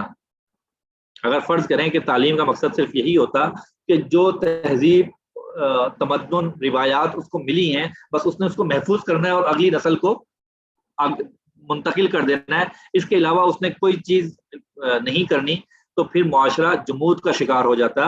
اور آج جو ہم انسانی ترقی دیکھ رہے ہیں مختلف جہات میں تو یہ یقیناً نہ ہو سکتی. تو معاشرتی ترقی کے لیے ضروری ہے کہ معاشرتی زندگی کی تشکیل نو بھی ہو سکے. اس سے کیا مراد ہے؟ اس لیے تعلیم کا کام محض اقدار اور روایات کا تحفظ نہیں ہوتا ہے بلکہ زندگی کے نئے رستوں سے آگہی اور تنقید و اصلاح، اور اس کے ساتھ ساتھ کریٹیوٹی بھی بڑی ضروری ہے کہ موجودہ وقت میں انسان جو مسائل اس کو درپیش ہیں ان کے حل کی طرف انسان مستقل جستجو اور کوشش کرتا رہے. اور یہی انسان کی بنیادی فطرت ہے کہ آج انسان ترقی کرتا کرتا یہاں تک پہنچ چکا ہے.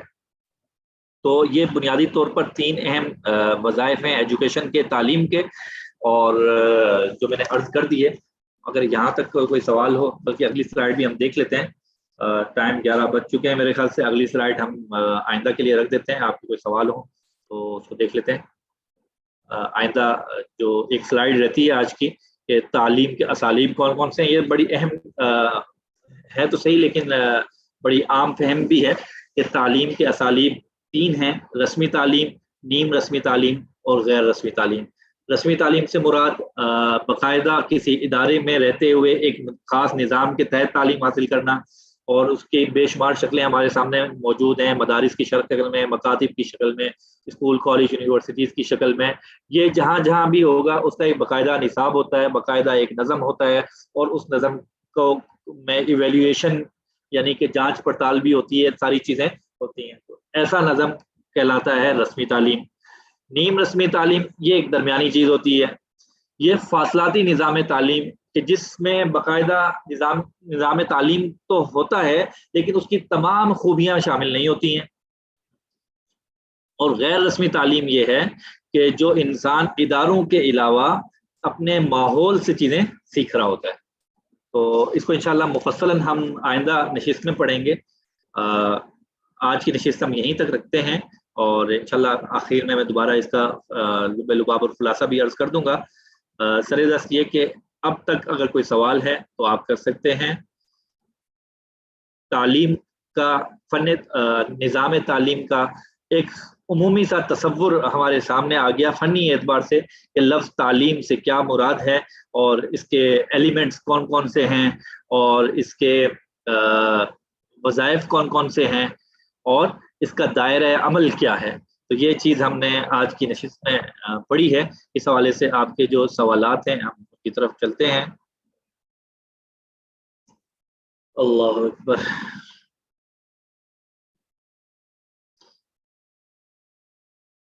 اچھا جی 11:15 بجے چلی جائے گی جی. 11:15 بجے انشاءاللہ ہماری کلاس بھی ختم ہو جائے گی. تو اس سے پہلے پہلے ہم گفتگو کو انشاءاللہ سمیٹ لیں گے. جی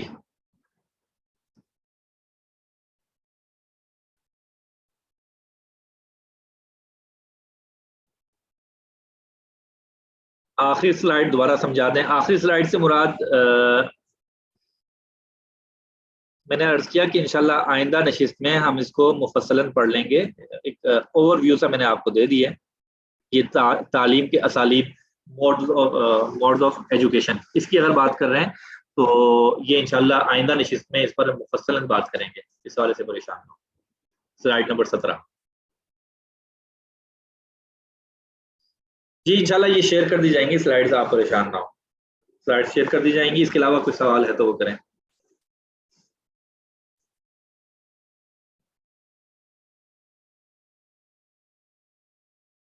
سلائیڈ نمبر 15 کے حوالے سے جی کہ ایک تو آپ نے جی یہ اوپو A15s اپنا رول نمبر نہیں لکھا ہوا. پہلے بھی بارہا کہا جا چکا کہ یہاں پہ آپ کی شناخت آپ کا رول نمبر ہے تو وہ لازمی لکھیے. تو کوشش کیجیے ابھی اس کو ری نیم کر لیں اپنے.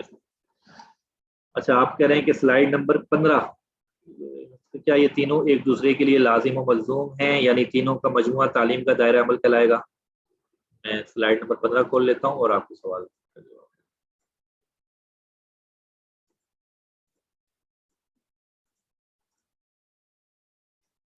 جی جی بالکل ایسا ہی ہے کہ یہ تینوں کا مجموعہ تعلیم کا دائرہ عمل کہلائے گا, مکمل کرائے گا. اگر کہیں ایک تک چیز رک رہی ہے تو پھر ہم یہ کہہ سکتے ہیں کہ وہاں پہ وہ تعلیم کا جو دائرہ عمل ہے وہ کامل نہیں ہے.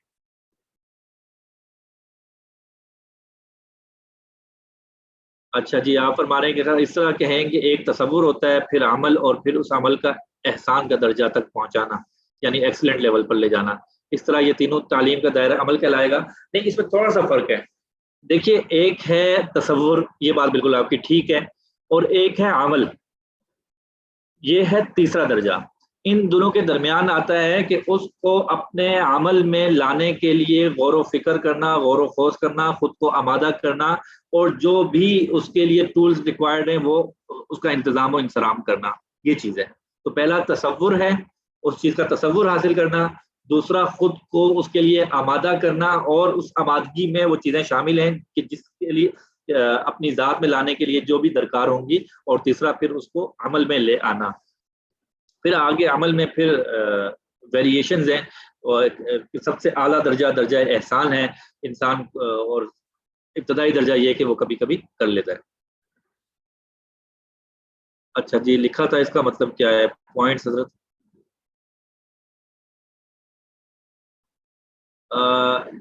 جی یہ رول نمبر 638. آپ کا سوال کچھ آگے پیچھے آ رہا ہے, اس کو دوبارہ سے لکھ دیجئے.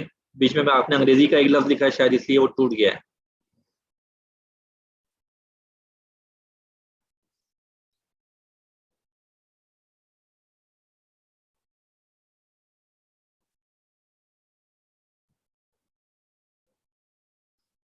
جزاک اللہ جی, اللہ تعالیٰ آپ کو بھی جزائے خیر عطا فرمائے. جی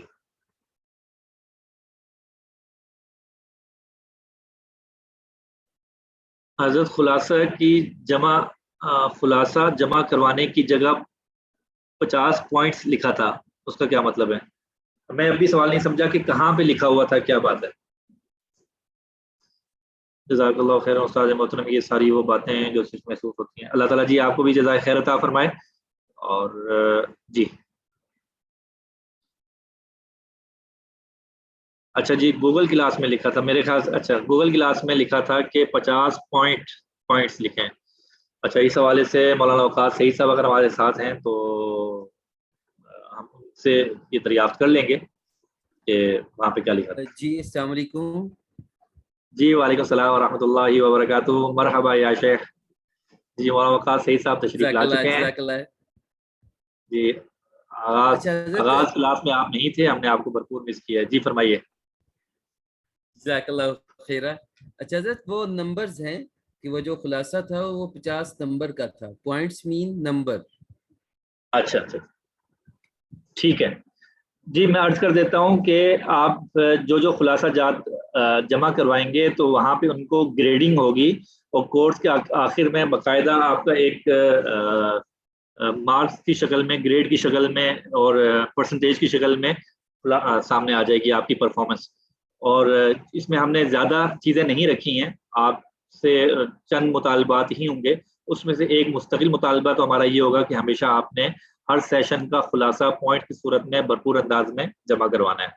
تو وہ جس درجے کے جس نوعیت کا خلاصہ ہوگا اتنے انشاءاللہ پوائنٹس آپ کو دے دیے جائیں گے، اور یہ آخر میں آپ کو بھی پتہ لگے گا کہ کس کو کتنے پوائنٹس ملے ہیں. اللہ اکبر. جی احباب، تو آج کی نشست میں ہم نے فن تعلیم کے اعتبار سے کچھ بنیادی چیزیں، انتہائی خشک چیزیں پڑھی ہیں، اور ممکن ہے کہ آپ پر مشکل بھی ہو رہا ہو رات کے اس پہر اتنی خشک باتیں سننے کا. تو لیکن یہ بہت ضروری ہیں، بہت اہمیت کی حامل ہیں، اس لیے کہ ہم نے اگر تعلیم کے میدان میں کام کرنا ہے اور اس نظام تعلیم کی بہتری کے لیے کام کرنا ہے تو ابتدائی طور پر ہمیں اس فن سے واقفیت اور پھر اس میں کمال پیدا کرنا ہوگا. پھر جا کے ہم اپنے نظام تعلیم کو احسن انداز سے بہتر کر سکیں گے.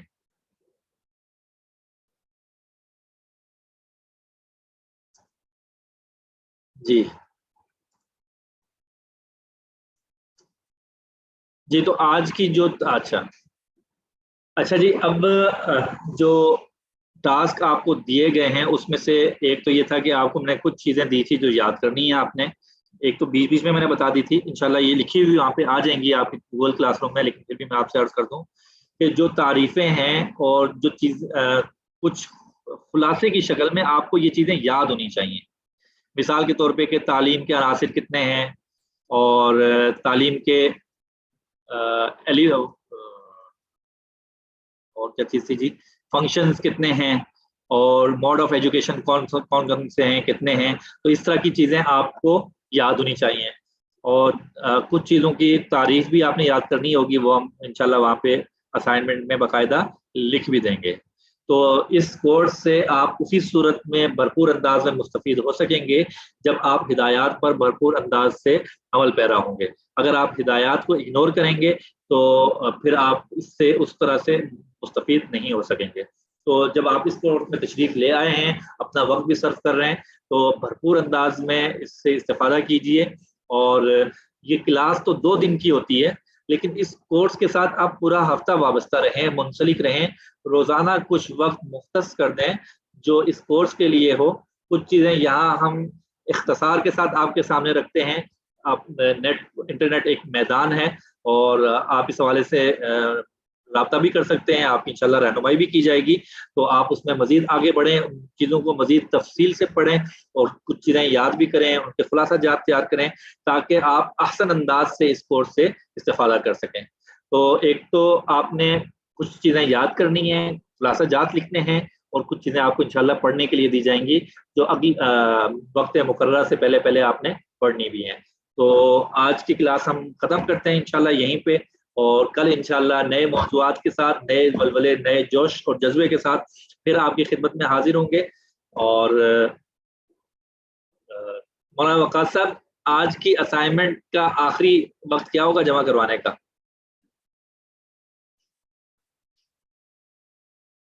جیسے آپ فرمائے وہ وقت مقرر کر دیں گے. ابھی اسائنمنٹ دینی ہے ابھی. جی تو اگر یہ کر لیا جائے کہ آج کی اسائنمنٹ کا آخری وقت آج کی اور کل کی دونوں کی، مطلب وہاں پہ دے تو دی جائیں گی لیکن دونوں کا آخری وقت اتوار رکھ دیتے ہیں. اتوار کی رات.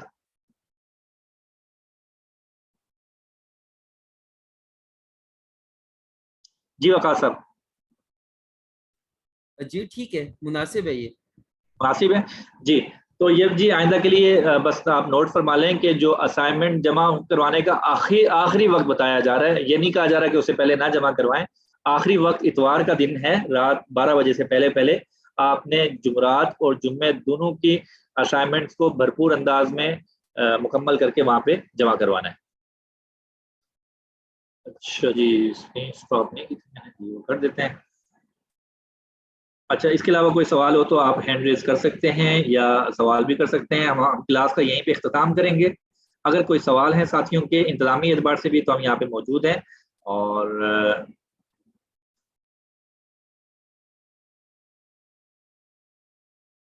جی، جو احباب تشریف لے جانا چاہتے ہیں وہ تشریف لے جا سکتے ہیں.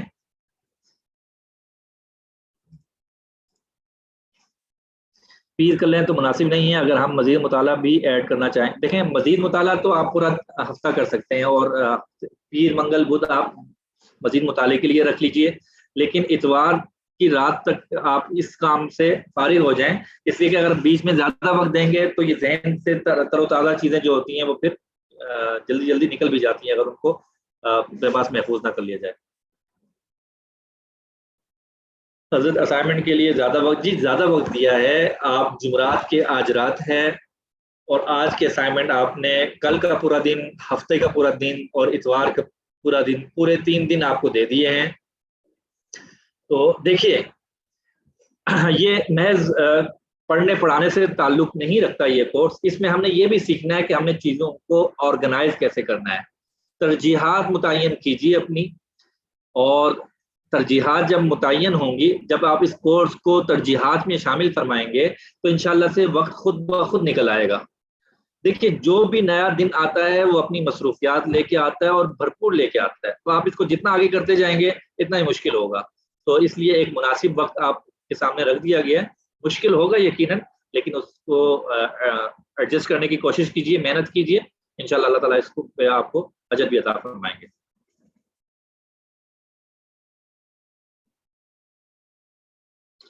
گزشتہ ہفتے کسی مجبوری کی وجہ سے خلاصہ جمع نہیں کروا سکے. جی اس حوالے سے آپ انتظامیہ سے رابطہ فرما لیں، وہ آپ کو انشاءاللہ آگاہ کر دیں گے. کوشش کیجیے کہ آئندہ ایسا نہ ہو. اسائنمنٹ میں جو پڑھا ہے وہ لکھنا ہے، اہم نکات. جی وہی لکھنا ہے، ایک خلاصہ تیار کرنا ہے اور اس میں یہ کوشش کیجیے کہ کوئی بھی اہم نقطہ ضائع نہ ہو اور آپ اس کو وہاں پہ نوٹ کر لیں.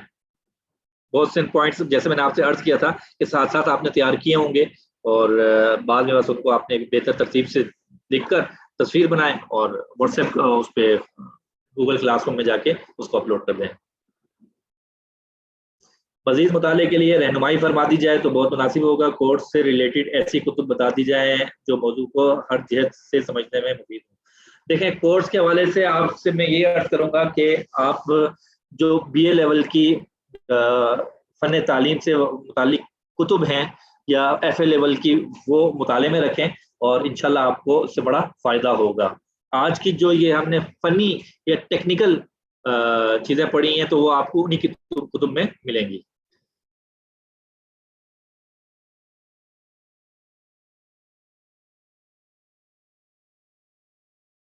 کورس کے متعلق اور موضوعات سے متعلق کوئی کتاب ہو جس کا مطالعہ کر سکیں. لیکن کورس تو بہت ہی متنوع قسم کا ہے، اس میں بہت متنوع موضوعات آ رہے ہیں. کسی ایک کتاب میں تو یہ موضوع نہیں مل سکتے ہیں.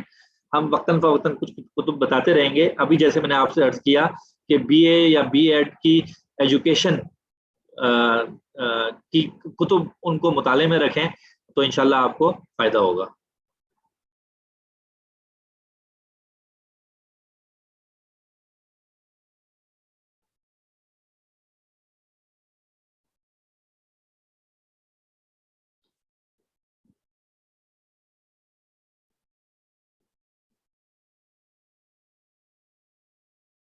جی مولانا وقاص صاحب، اب میں کلاس میرے خیال سے اختتام پذیر کرتے ہیں. جی بالکل جی.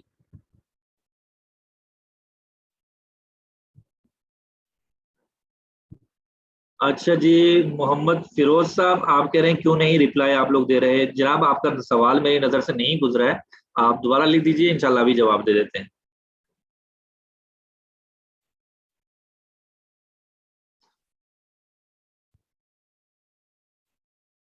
اچھا، آپ کا سوال ہے کہ پچھلے ہفتے بھی ہم جمع نہیں کرا پائیں گوگل پر کس طرح جمع کراتے ہیں معلوم نہیں ہونے کی وجہ سے۔ اچھا، تو آپ گوگل کلاس روم معلوم نہ ہونے کی وجہ سے اگر آپ نے جمع نہیں کروایا تو اس کا طریقہ یہ ہے کہ گزشتہ ہفتے کی ریکارڈنگ ملاحظہ فرمائیں، گروپ میں وہ شیئر کر دی گئی تھی۔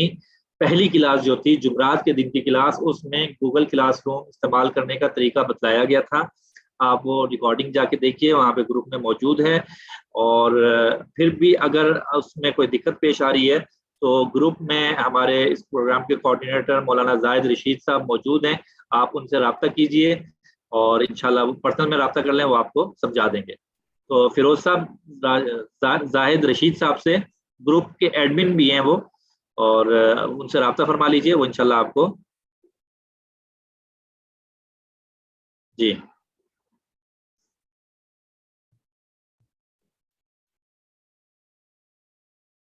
جی محمد فیروز صاحب، میں نے آپ کے سوال کا جواب دے دیا ہے، اور کوئی سوال ہو تو آپ کر سکتے ہیں۔ بی اے کے موضوع کی کون سی فیلڈ کی؟ جی بی اے ایجوکیشن کی کتاب نا، بی اے میں بہت سے موضوعات ہیں، ایجوکیشن کا میں نے آپ سے عرض کیا، بی اے کی جو ایجوکیشن سے ریلیٹڈ کتب ہیں، انٹروڈکشن ٹو ایجوکیشن ہوگا، اور مختلف اور بھی کتب ہوتی ہیں، بی ایڈ کی کتابیں ہیں، تو وہ اپنے مطالعے میں رکھیں، انشاءاللہ آپ کو اس سے فائدہ ہوگا۔